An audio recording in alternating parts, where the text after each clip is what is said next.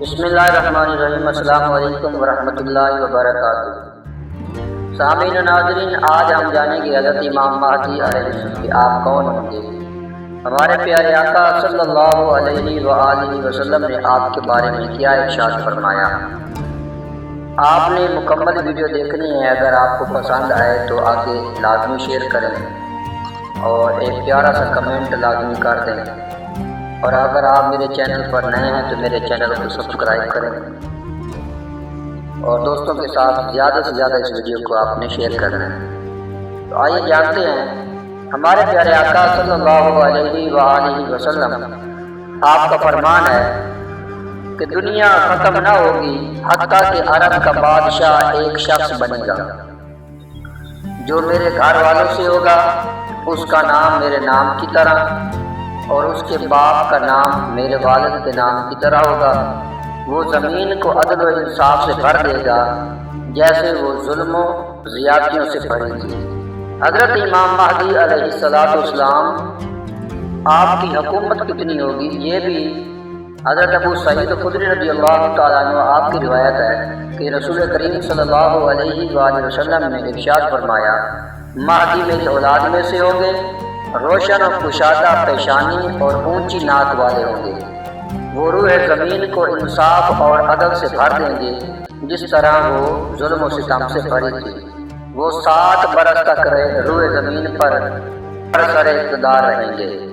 حضرت امام حسین رضی اللہ تعالیٰ عنہ آپ نے فرمایا، اگر دنیا کی بقا میں بس ایک دن بھی رہ جائے تب بھی خداوند عالم اس دنیا کو اتنا طولانی کر دے گا کہ میرا ایک فرزند خروج کرے گا۔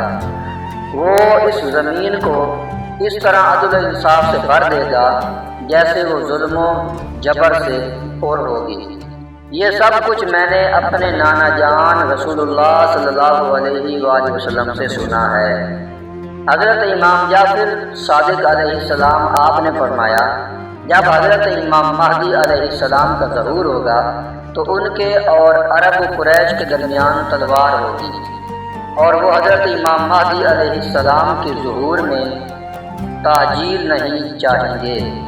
امام مہدی علیہ السلام کا لباس موٹا ہوگا، کھانے میں جو کا استعمال ہوگا، آپ کی حیات و موت تلوار سے منسوب ہوگی۔